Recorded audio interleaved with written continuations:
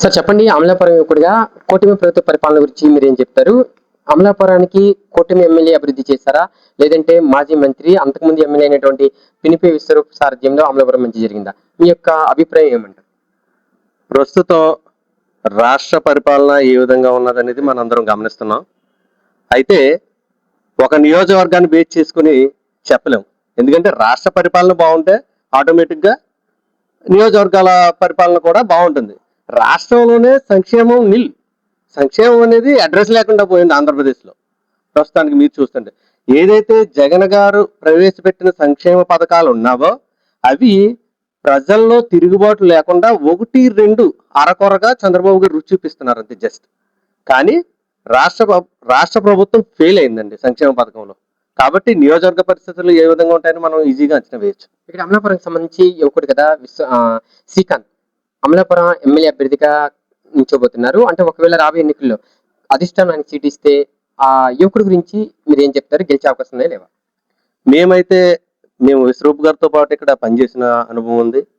అయితే ప్రస్తుతం శ్రీకాంత్ గారికి ఇక్కడ కోఆర్డినేటర్ కేటాయించడం చాలా హర్షించదగ్గ విషయం. ఎందుకంటే ఆయన విశ్వరూప్ గారి కంటే కూడా ప్రజల్లో బాగా మమేకం అవుతున్నారు. అలాగని విశ్వరూప్ గారిని తక్కువ చేయట్లేదు. విశ్వరూప్ గారి కంటే కూడా బాగా ప్రజల్లో మమేకం అవుతున్నారు. అలాగే ఎదుటి వారిని ఎక్కడికి మేము ఆయన పిలుస్తుంటాం గ్రామాల్లోకి, అక్కడికి వచ్చినప్పుడు ప్రజలు ఆయన్ని స్వీకరించే విధానం కానీ ఈయన ప్రజలతో మమేకం అవడం కానీ చాలా అద్భుతం.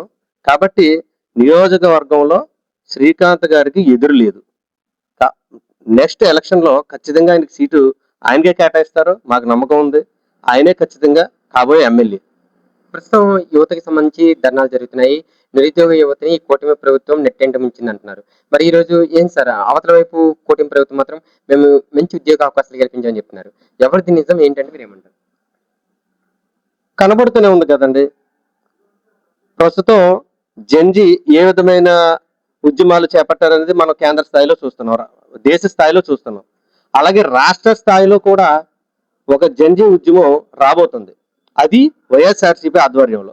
మాకు అమలాపురంలో చూసుకుంటే విశ్వరూప్ గారి తనయుడు శ్రీకాంత్ గారి ఆధ్వర్యంలో చాలా వేగవంతంగా విద్యార్థుల భవిష్యత్తు కోసం ఆయన గలం విప్పున్నారు. అలాగే రాబోయే రోజుల్లో కూడా కొన్ని ఉద్యమాలు చేపట్టబోతున్నారు. విద్యార్థులందరూ కూడా చాలా మంది శ్రీకాంత్ గారి వెనకాలే ఉన్నారు. ఎందుకంటే వారి భవిష్యత్తు శ్రీకాంత్ గారిలో కనబడుతుంది. రాష్ట్ర ప్రభుత్వం ఫెయిల్ అయింది. సార్